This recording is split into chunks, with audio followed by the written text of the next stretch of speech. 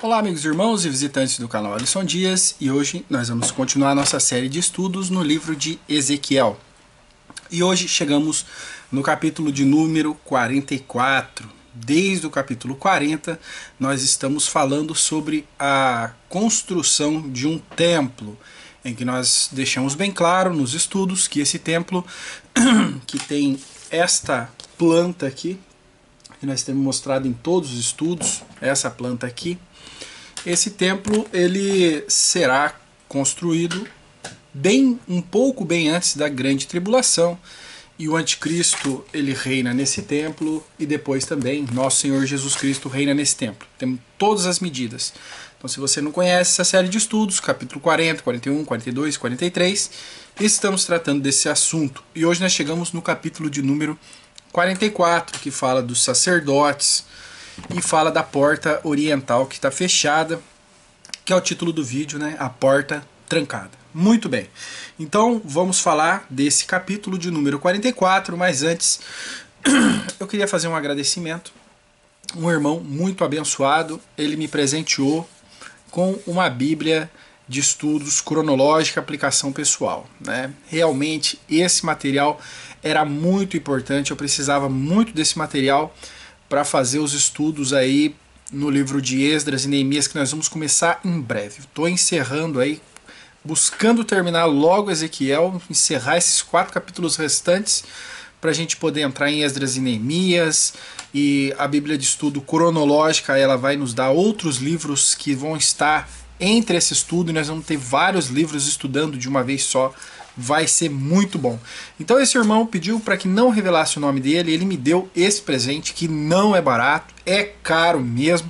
Vocês sabem que eu não aceito contribuição aqui no canal, mas nesse caso ele insistiu tanto, não só ele, mais um outro irmão também abençoado, insistiu, quis ajudar, e eu pensei, bom, isso vai ajudar muitas pessoas, vai ajudar a mim, mas muitas pessoas. E esse material, essa Bíblia, é um uso para a obra de Deus e não é para o meu uso próprio. Então eu aceitei, né? E quem quiser contribuir dessa forma, né, materiais para a gente usar aqui no canal, eu vou aceitar, porque realmente tá difícil, tá? É difícil. Eu tô com uma dívida grande agora para pagar dessa câmera aí que tá filmando. A metade do valor eu consegui com a câmera antiga, mas é difícil. Então, quem quiser, não peço nada para ninguém. Quem quiser me ajudar de alguma forma com algum material, aceito, tá bom? Então vamos começar fazendo a nossa primeira leitura. Nós vamos ler versículos 1 a 3, a porta que estava fechada. Vamos lá.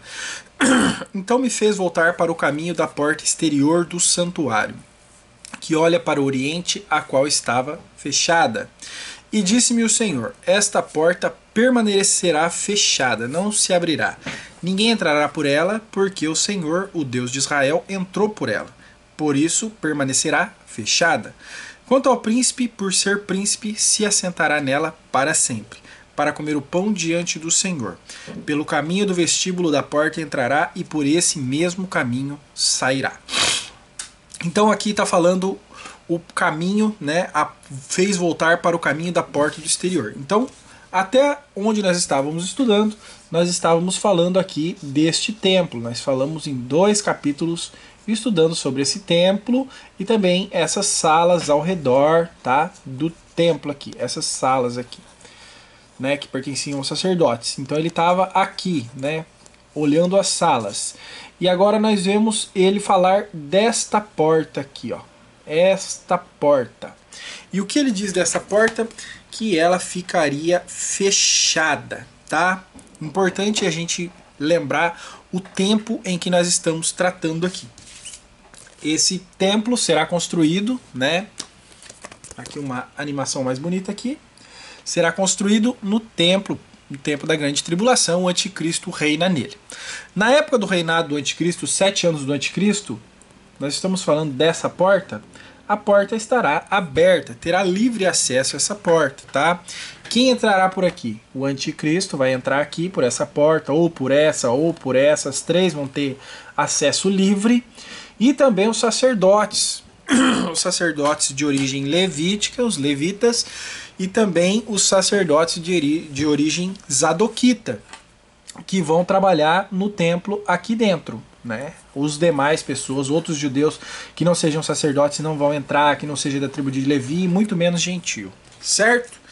Mas aqui, agora nós estamos vendo que ela está fechada. Então esse tempo aqui é milênio, Passou já os 7 anos do anticristo, passou já a grande tribulação, agora é Jesus que está reinando aqui dentro.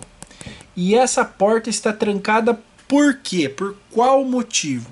Porque Jesus entrou por aqui. Lembrando que este lugar, é esse miolo aqui, ó. Aqui somente sacerdotes tinham acesso, tá? Só os sacerdotes da tribo de Levi e também da linhagem de Zadok. Só esses. Mas agora nosso Senhor Jesus Cristo, que é sacerdote e rei, né, da ordem de Melquisedeque, sendo sacerdote e rei, ele tem autoridade para entrar. E no momento em que ele entra por aqui, essa porta se fecha. O acesso está negado. Só ele pode passar por ali. A santidade de Cristo é tão grande, né, tão alta, que seria uma profanação qualquer outra criatura passar por ali. E no capítulo anterior, capítulo de número 43 que nós estudamos, nós vimos que a glória do Senhor entra no templo, certo? A glória. O que é uma glória? É como essa luz que está iluminando. Vocês estão me vendo por causa da glória dessa luz que ilumina, né? E a Bíblia fala que uma é a glória do sol, uma é a glória da lua. A glória do sol, quando ele aparece, é dia. O céu fica azul e tudo fica iluminado. A glória da lua, ela tem a sua glória, ela também produz luz, ela também ilumina, mas ainda assim continua a noite. A iluminação dela é muito baixa. Então nós vemos que a glória de Deus entra neste templo. E a glória de Deus é quem? Jesus. Jesus é a glória de Deus, o Pai. O Pai continua no céu, continua no seu trono celestial. E Cristo é o quê? A revelação de Deus. O máximo que nós podemos conhecer de Deus, saber dele, que nos foi revelado para os homens, é o nosso Senhor Jesus Cristo. Então a porta por onde Cristo entrou permanecerá fechada. Só ele mesmo terá permissão de entrar por ela, tá? E nós vemos no caso de portas que abrem e que se fecham, e quem tem acesso e quem não tem, sempre quem tem o acesso livre, né, ilimitado, para entrar ou para sair, sempre é o nosso Senhor Jesus Cristo. Apocalipse capítulo 3, versículos 7 a 8, a carta escrita a Filadélfia, né? Vale a pena lembrar que a Filadélfia foi uma das 7 igrejas que nós vimos no capítulo 2 de Apocalipse e 3, que não recebeu nenhuma palavra de condenação, que não foi advertida, né? Mas uma igreja que só recebeu elogios. Versículos 7 e 8, olha, e ao anjo da igreja que está em Filadélfia escreve, isto diz o que é santo, o que é verdadeiro, o que tem a chave de Davi, o que abre e ninguém fecha, fecha e ninguém abre. Conheça as tuas obras, eis que diante de ti pus uma porta aberta, e ninguém a pode fechar. Tendo pouca força, guardaste a minha palavra e não negaste o meu nome. Então diz que tem a chave de Davi.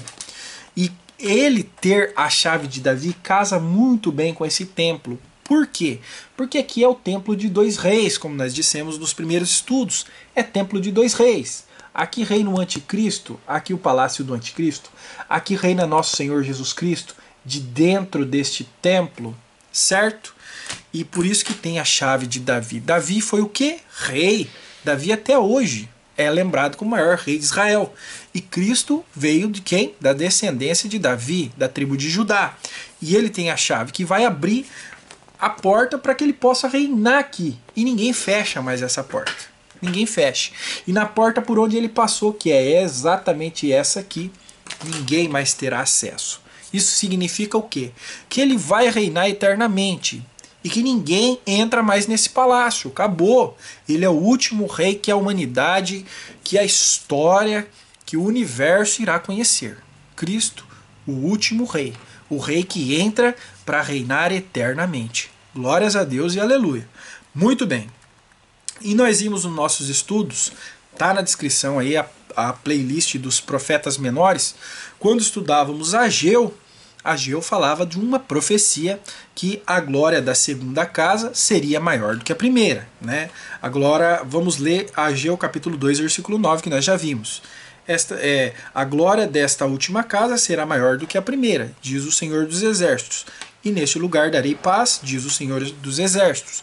Então aqui na profecia de Ageu se esperava reconstruir o templo que Nabucodonosor tinha derrubado, que a Babilônia tinha derrubado. E foi construído o segundo templo. Então seria este a segunda casa. Mas a segunda casa, o segundo templo, o templo herodiano, ele não teve uma glória maior do que a primeira. Não, ele foi tanto arquitetonicamente, tanto quanto com enfeites, tanto quanto com tamanho, tanto quanto com tudo. Nós vimos em Ageu que os mais velhos que conheceram, chegaram a ver o primeiro templo, eles choraram, porque não era nem sombra daquele. Ele não foi maior em glória. E também foi rejeitado por Deus, assim como o primeiro. Tanto que Cristo profetizou que no ano 70, que ele cairia, né? Cristo profetizou que cairia. E no ano 70 essa profecia se cumpriu. A glória que entrou no templo foi rejeitada no segundo templo, no templo herodiano, o templo dos tempos de Jesus. Jesus tentou entrar ali e o que eles fizeram? Rejeitaram a presença de Cristo, eles não aceitaram a glória. Então essa profecia que a glória da segunda casa seria maior do que a primeira, se cumpre neste templo.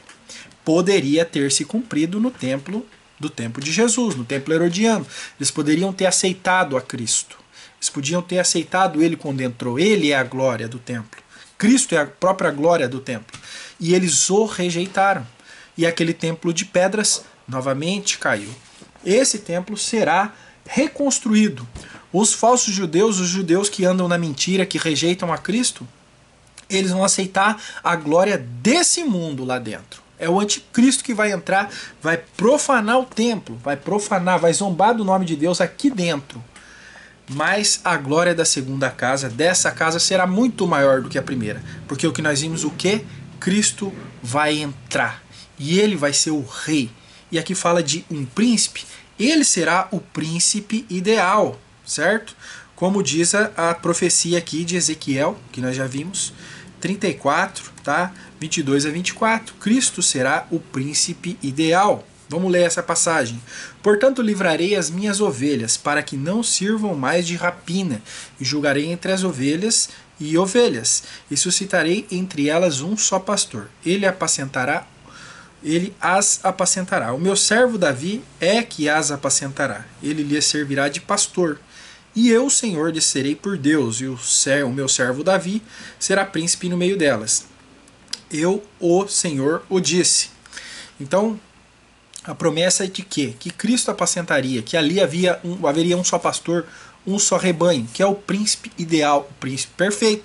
Mas quando Ezequiel escreveu esta profecia, já havia muitos e muitos anos que Davi tinha morrido. Então quer dizer, está falando de quem? Davi, o próprio Davi? Não, da descendência dele, a continuação dele. Continuação dele, Cristo, o príncipe ideal. E no versículo 3, nós falamos que vem para comer o pão diante do Senhor. O que significa isso, né? Esse príncipe come pão. Cristo vai comer pão? Sim, Cristo vai. A porta vai poder ser aberta para ele receber as ofertas e ele vai comer o pão. Ele pode. Tá? As ofertas sacrificiais nesse templo foram permitidas, mas não aceitas. Como nós dissemos, está aqui no meio do templo. Está aqui o altar e aqui eles vão imolar os animais e aqui eles vão oferecer o sacrifício. Será permitido, mas não da vontade de Deus. Mas será permitido que se faça isso nos 7 anos do anticristo, né? Mas agora Jesus atravessa essa porta trancada para comer o pão. Agora sim, Deus aceita nossas ofertas. Serão ofertas pacíficas. Os povos de todo mundo, durante o milênio, vão trazer ofertas pacíficas a Jerusalém. Assim como as profecias de vários profetas apontavam para isso. Que Jerusalém seria a glória das nações e que as nações trariam toda a sua riqueza, entregariam a sua riqueza ali. E Cristo, ele estará ali e vai aceitar as nossas ofertas. É como eu disse e repito, muitas pessoas não aceitam a ideia de que esse templo será construído, porque esse templo fala de sacrifício de animais. Sim, ele fala de sacrifício de animais e haverá. Mas como encaixar isso na nova aliança? Nós, os crentes em Jesus, nós não aceitamos qualquer outro tipo de sacrifício. Não, aceitamos única e exclusivamente o sacrifício de Cristo e sabemos que ele é suficiente em todos os sentidos. Não precisamos mais. Mas os judeus que ainda estão na cegueira, que ainda estão na velha aliança, querendo a velha aliança, eles não estão nem aí para o sacrifício de Cristo e eles querem o sacrifício de animais. Será permitido que nesse templo voltem a sacrificar. Deus vai dar essa permissão a eles. Porém, não é a vontade de Deus. E quando Cristo voltar, o sacrifício será abolido de uma vez por todas e para sempre. Mas as ofertas vão continuar a ser entregues no templo. Serão ofertas pacíficas, serão sacrifícios de louvor, tá? Serão sacrifícios de agradecimento, ações de graça. E Cristo agora sim recebe esses sacrifícios, vamos dizer, né, entre aspas, sacrifícios, ou melhor, ações de graças, né? Aceita agora sim essas ofertas do homem, porque é uma coisa de coração. E agora ele aceita, agora sim é conforme a vontade dele. E o templo, como já disse, continua nas mesmas medidas, no mesmo formato, ainda com o altar, ainda com as mesas sacrificiais, para a vergonha dos judeus, para eles se lembrarem durante todo o milênio que eles nunca quiseram aceitar o verdadeiro sacrifício. E agora o verdadeiro sacrifício está ali e eles vão ter que conviver. Vai ser o memorial da vergonha. Muito bem. 44, 4 a 9. A expulsão de estrangeiros. Vamos ler. Depois me levou pelo caminho da porta do norte, diante da casa, e olhei, e eis que a glória do Senhor encheu a casa do Senhor. Então caí sobre o meu rosto. E disse-me o Senhor: Filho do homem, pondera no teu coração, e vê com os teus olhos, e ouve com os teus ouvidos, tudo quanto eu te disser de todos os estatutos da casa do Senhor, de todas as suas leis, e considera no teu coração a entrada da casa com todas as saídas do santuário. E dize ao rebelde de Israel: Assim diz o Senhor Deus: Bastem-vos todas as vossas abominações, ó casa de Israel. Portanto, introduzistes estrangeiros, incircuncisos de coração e incircuncisos de carne, para estarem no meu santuário, para o profanarem em minha casa. Quando ofereceis o meu pão, a gordura, o sangue, e eles invalidaram a minha aliança, por causa de todas as vossas abominações. E não o guardaste a ordenança a respeito das minhas coisas sagradas. Antes vos constituístes a vós mesmos guardas da minha ordenança no meu santuário. Assim diz o Senhor Deus: nenhum estrangeiro incircunciso de coração ou incircunciso de carne entrará no meu santuário, dentre os estrangeiros que se acharem no meio dos filhos de Israel. Bom, o que a lei de Deus mandava? Até mesmo essa lei ainda vigora nesse templo futuro aqui. É que o acesso ao templo era somente para judeus. E não é qualquer judeu. Teria que ser descendente de Levi. Tinha que ser levita, né? Os descendentes de Levi. Somente eles tinham acesso. E assim sempre foi. Mas os judeus, muitas vezes, por interesse, em algum interesses financeiros ou interesses políticos, eles permitiram que estrangeiros, né, que não gentios, não levitas, entrassem no templo, permitiu até mesmo que eles ministrassem no templo. Isso é uma grande profanação, tá? Então, como nós dissemos, Deus permitirá isso? Permitirá que eles voltem ao sacrifício? Sim, para mostrar para eles o quão sujos eles são. Porque eles vão voltar a sacrificar nesse templo e eles permitirão que um gentil ultrapasse esses portões. Quem? O anticristo. E o anticristo ele irá muito além de ultrapassar esses portões reservados apenas para levitas. Ele vai ultrapassar até mesmo todas as portas do templo, entrando até o Santíssimo, de onde ele quererá reinar. Então nós vemos que esse templo, toda essa construção é um grande memorial de vergonha para os judeus, que eles queriam ser tão observadores da lei, mas permitiram uma profanação do templo, gentios ali dentro, né? mais uma prova de que haverão ímpios no milênio. É aqui que vemos pessoas proibidas de entrar no templo por causa dos judeus que permitiram ali a entrada de um gentil profanador. Então, sim, haverão pessoas no milênio, haverão ímpios no milênio, tá? O acesso a este templo aqui não será a todo mundo, no milênio. Então, se no milênio não existe ímpio, não existe pessoas não convertidas, o acesso teria que ser livre, porque em Cristo nós temos acesso até mesmo ao Santíssimo, como nós vimos nos últimos estudos, né? Que o véu se rasgou e está tudo aberto para nós podemos entrar no Santíssimo. Em Cristo nós temos essa liberdade, mas aqui diz que pessoas estarão restritas, tá? Quem que é o gentil profanador? Né? Nós já falamos, o anticristo, mas vale a pena ler 2 Tessalonicenses 2, 3 e 4, que fala por que ele profana o templo. Olha aqui, ó. Ninguém de maneira alguma vos engane, porque não será assim sem que antes venha a apostasia e se manifeste o homem do pecado, o filho da perdição, o qual se opõe e se levanta contra tudo que se chama Deus ou se adora, de sorte que se assentará como Deus no templo de Deus, querendo parecer Deus. Então é necessário que construa-se esse templo, porque o anticristo ele vai se assentar no templo de Deus. E judeu só vai reconhecer templo de Deus um que seja parecido com esse e que esteja em Jerusalém.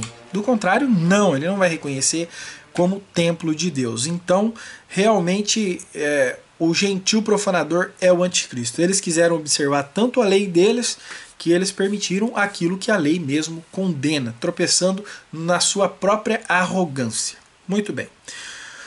O templo, e a gente vê que essa proibição, né, de gentios no templo de Herodes também tinha proibições dessa forma, tá? Mas aí era gentios, não judeus. O templo de Herodes, essa aqui é só uma curiosidade. No templo de Herodes tinha um cartaz de advertência colocado em lugar visível, proibindo os judeus de passarem além de certo ponto sob pena de morte. Não é judeus não, os gentios, sob pena de morte. Esse foi um dos motivos, tá, em que Paulo, o apóstolo, foi preso.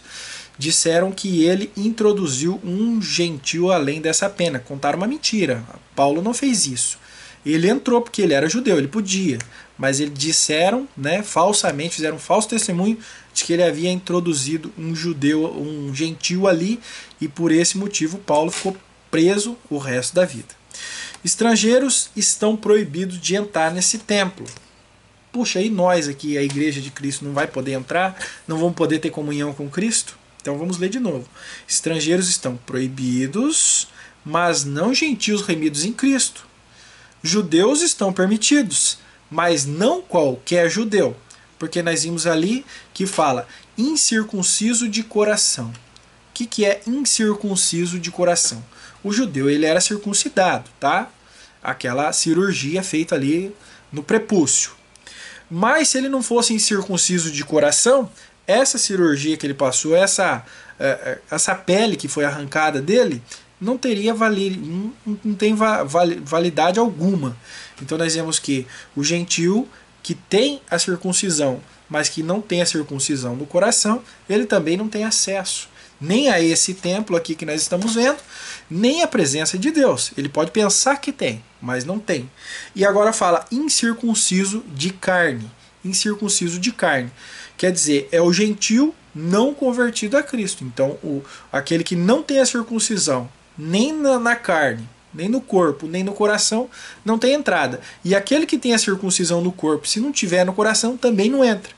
Mas aquele que tem a circuncisão apenas no coração já tem acesso livre ao Senhor. Então nós vemos que no milênio, nesse templo, aqueles que não forem convertidos de coração, e agora Deus está ali. Agora as conversões que nós vemos hoje, que nós nos enganamos, pessoas que vivem convertidos uma vida toda, depois se desviam, na verdade nunca foram. Agora nesse tempo nós temos o próprio Deus para julgar. E ele julgará quem é o circunciso de coração. Quem tem o coração verdadeiramente convertido a Cristo, esse tem acesso livre no templo, na presença de Cristo. Poderemos levar as nossas ofertas. Imagina que maravilha. Entregar nossas ofertas na mão de Cristo e ele as receber com alegria, certo? Mas quem não tem, não vai poder entrar. Muito bem. Somente os crentes em Jesus é que terão acesso livre no templo. Nós seremos os sacerdotes dessa época. Muito bem, vamos lá. Capítulo 44, versículos 10 até o 14. As responsabilidades dos levitas. Como nós dissemos, haverão levitas, tá? E nós falamos que as habitações dos levitas tá aqui tudo em volta do templo, que são as casas deles. Mas ainda assim que seja contra a vontade de Deus esse trabalho levítico, tá? O trabalho da velha aliança, ainda que seja contra a vontade de Deus, será permitido e não será sem regras. Haverão regras que eles haverão de seguir e assim será. Vamos ler, 10 a 14.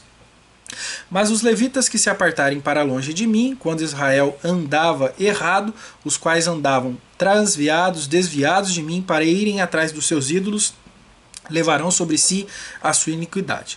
Contudo, serão ministros no meu santuário, nos ofícios das portas da casa, e servirão a casa. Eles matarão o holocausto e o sacrifício para o povo, e estarão perante eles para os servir, porque lhes ministraram diante dos seus ídolos e fizeram a casa de Israel cair em iniquidade. Por isso eu levantei a minha mão contra eles, diz o Senhor Deus, e levarão sobre si a sua iniquidade. E não se achegarão a mim para me servirem no sacerdócio, nem para se chegarem a alguma de todas as minhas coisas sagradas, as coisas que são santíssimas, mas levarão sobre si a sua vergonha e as suas abominações que cometeram. Contudo, eu os constituirei guardas da ordenança da casa, em todo o seu serviço e em tudo que nela se fizer. Muito bem, então, como nós dissemos, haverá sim sacrifício nesse templo, Deus vai permitir que haja, e Deus vai permitir, mas com a condição de que só vão sacrificar aqui os levitas, tá? Da tribo de Levi e os descendentes de Zadok. Só esses terão permissão. Mas é para vergonha deles, como diz o texto, porque eles ministrarão aqui nesse templo, tá? Oferecerão sacrifício, sacrificarão animais nas portas, oferecerão no altar, levarão até dentro do templo. Tudo isso será permitido, mas nunca será esquecido da idolatria praticada pelos sacerdotes judeus. Foi o que nós vimos aqui. E quando Cristo tiver ele próprio, o acesso para ele será negado. Versículo 13, ó, e não se achegarão a mim para me servirem no sacerdócio. Então eles desejavam tanto a velha aliança, tanto voltar a viver as práticas da velha aliança, ter o templo, ter o altar, ter as mesas do sacrifício, os holocaustos e tudo mais, rejeitar o sacrifício verdadeiro de Cristo. Será permitido eles desfrutarem disso que eles tanto querem.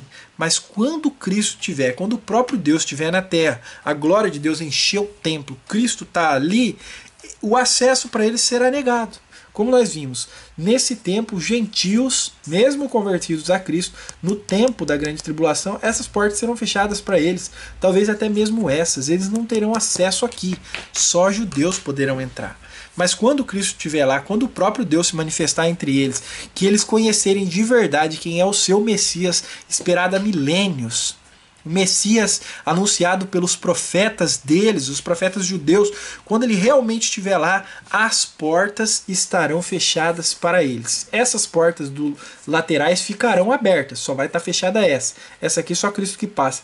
Mas nós poderemos entrar nessas portas e ter uma visão de frente a frente com Cristo. Podemos estar cara a cara com Ele.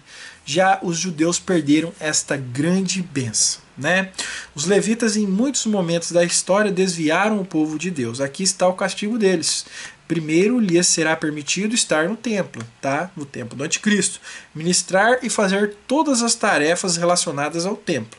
Mas depois que Cristo ali habitar, eles não terão mais acesso ao interior do templo. Como vai ser vergonhoso isso para eles, tá? Como vai ser humilhante. Serão rebaixados de sacerdotes exclusivos para guardas exteriores, o que nós vimos no versículo 14. Contudo, eu os constituirei guarda da ordenança da casa. Eles vigiarão essas portas, guardarão as portas de entrada do templo e eles não poderão adentrar. E o que eles vão ver? Gentios passando por essas portas. Nós, os crentes em Jesus. Isso vai ser um vexame para eles, vai ser uma humilhação muito grande. E tudo isso porque há 2000 anos atrás eles rejeitaram o Messias, o verdadeiro Messias que veio. Eles não o reconheceram como Messias. e eles terão esse castigo. Apesar de estarem salvos, apesar de já estarem garantidos, apesar de participar do milênio não como inimigo, mas como participante do reino, esse vai ser o castigo dos judeus. É por isso que eu digo sempre que existe promessa para os judeus, existe promessa para a igreja, não é uma coisa só. Tem judeu, tem igreja. Judeu tem a sua promessa, igreja tem a sua promessa. Judeu tem a sua recompensa, igreja tem a sua recompensa. Então, haverá sacerdotes na nova aliança? Sim, não para oferecer sacrifício, mas para servir o dono do templo, nosso Senhor Jesus Cristo, para servir o rei. Vai ter sacerdotes, sim. Os sacerdotes da nova aliança são os crentes em Jesus. Pela fé, conquistaram livre acesso diante da presença do Rei do Universo.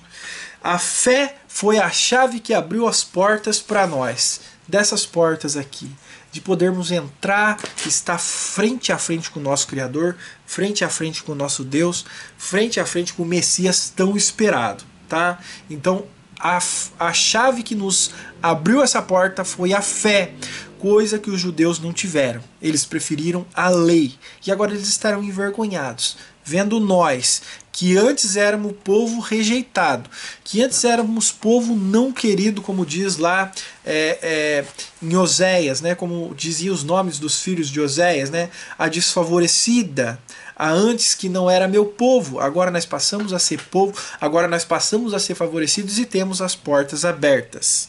E nós seremos sacerdotes que serviremos nesse templo, no tempo da lei, no tempo do anticristo, a entrada somente para sacerdotes levíticos. Na nova aliança, no milênio, a entrada é para nós e nós somos os sacerdotes. 1 Pedro capítulo 2, versículos 5 e 6. Olha aqui, ó. Vós também, como pedras vivas, sois edificados casa espiritual e sacerdócio santo, para oferecer sacrifícios espirituais agradáveis a Deus por Jesus Cristo. Por isso também na Escritura contém: eis que ponho em Sião, olha o Sião, Monte Sião, a pedra principal da esquina, eleita e preciosa, e quem nela crer não será confundido. Então, depois do milênio haverá um sacrifício, sim, espirituais e agradáveis a Deus por Jesus Cristo. Sim, sacrifícios haverão, mas não como os da velha aliança. Sacrifícios espirituais. Nós seremos o sacrifício. Nós nos entregaremos no altar de Cristo. E Ele vai aceitar, porque serão agradáveis a Deus. Que maravilha, né? Que bom saber disso. Que nós seremos sacerdotes, servos ali, que hoje essa porta sacerdotal está fechada para nós, que somos gentios, que não somos da linhagem sanguínea de Abraão, mas nesse tempo a porta sacerdotal estará aberta para nós e o sacrifício agradável e espiritual será servido por nós a Cristo e será aceito e será agradável diante de Deus. Aleluia! Que maravilha, meus irmãos!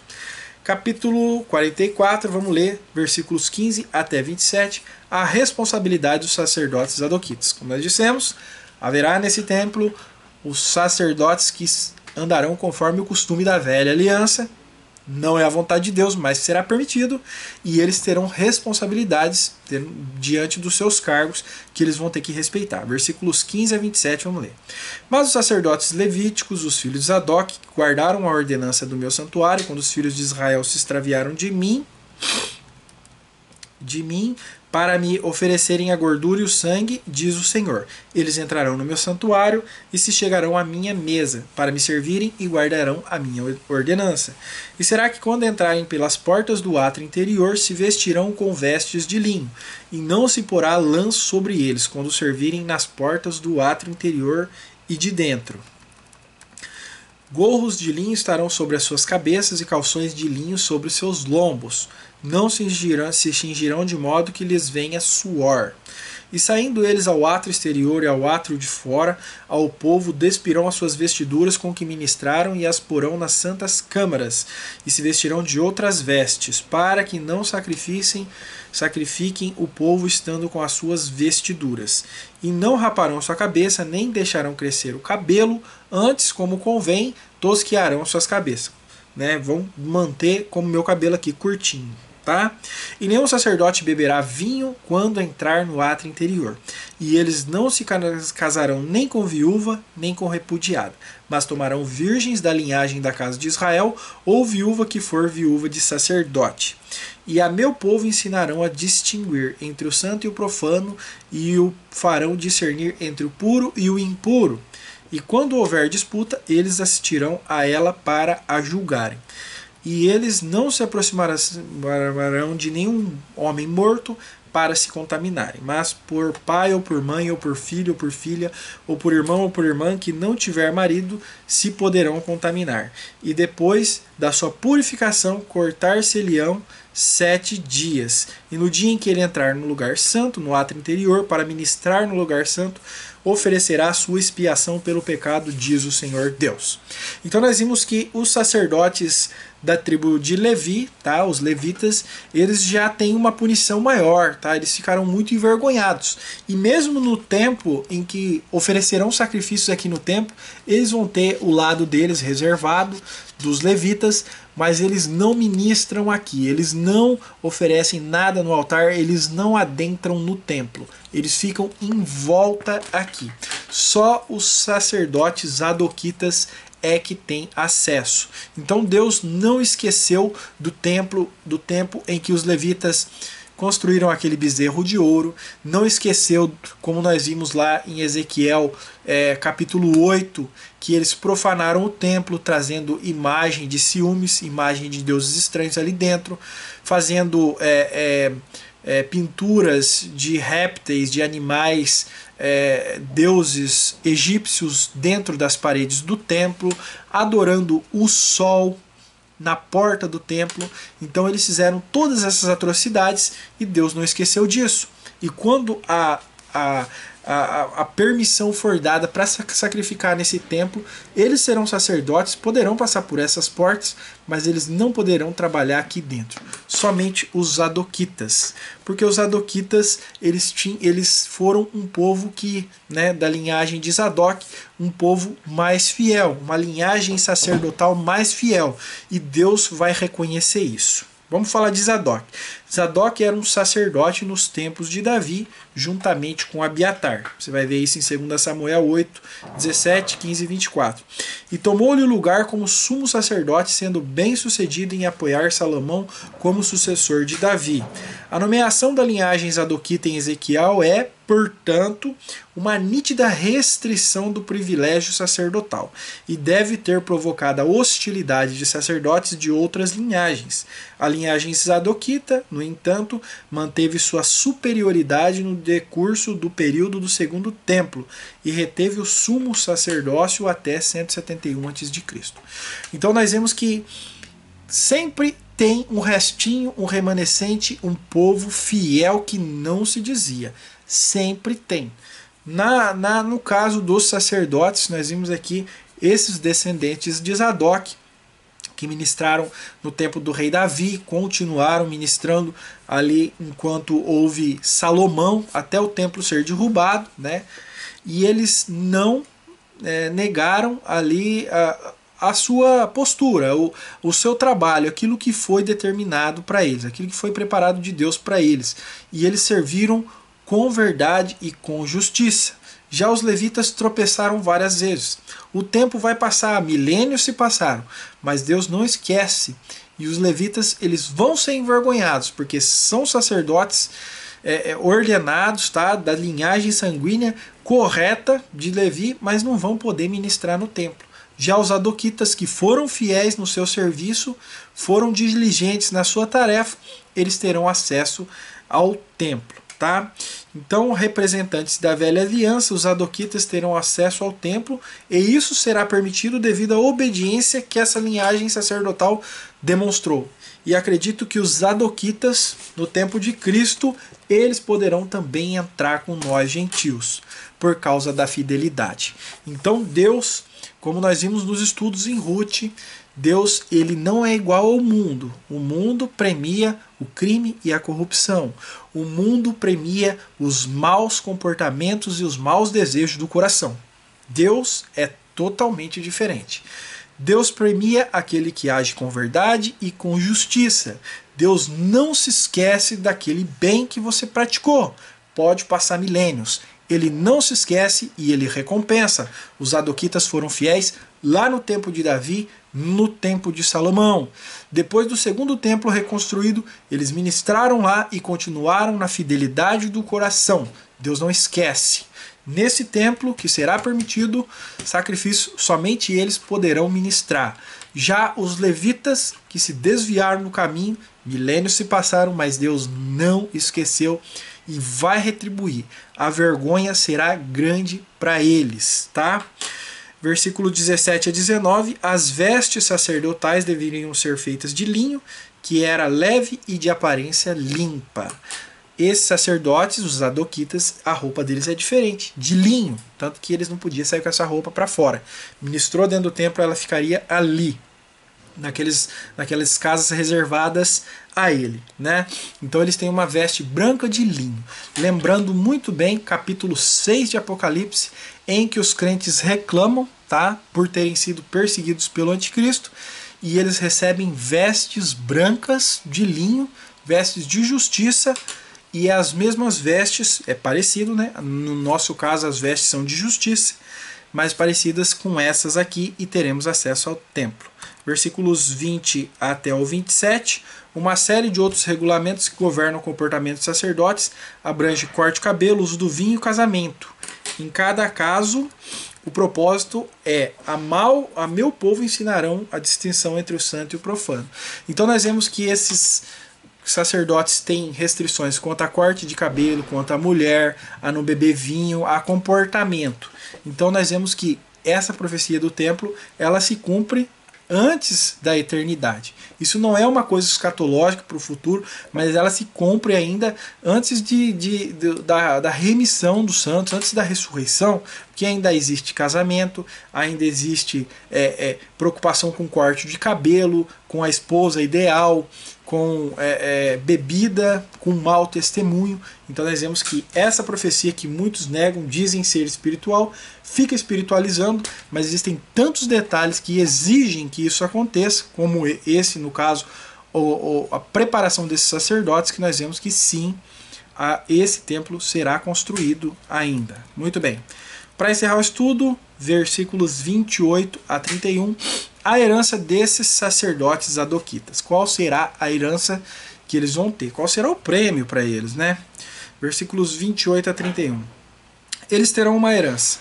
Eu, o Senhor, serei a sua herança. Não lhes darei, portanto, possessão em Israel. Eu sou a sua possessão. Eles comerão a oferta de alimentos, e a oferta pelo pecado, e a oferta pela culpa, e toda a coisa consagrada em Israel será deles. E as primícias de todos os primeiros frutos de tudo, e toda a oblação de tudo, de todas as vossas oblações, serão dos sacerdotes. Também as primeiras das vossas massas darei ao sacerdote, para que faça repousar a bênção sobre toda a sua casa. Nenhuma coisa que tenha morrido ou tenha sido despedaçada de aves e de animais comerão os sacerdotes. Então, assim como os sacerdotes levíticos, esses zadoquitas que servirão neste templo, eles também, a herança deles é o Senhor. Eles não serão abençoados com terras nem com propriedades, mas eles serão abençoados, tá? A bênção deles será poder servir ao Senhor, será poder entrar no templo, na casa do Senhor, estar ali servindo diante dele. E essa é uma herança maravilhosa, essa é uma recompensa assim infinita, é uma recompensa muito boa, tá? Uma recompensa que ninguém nega que seja tão maravilhosa.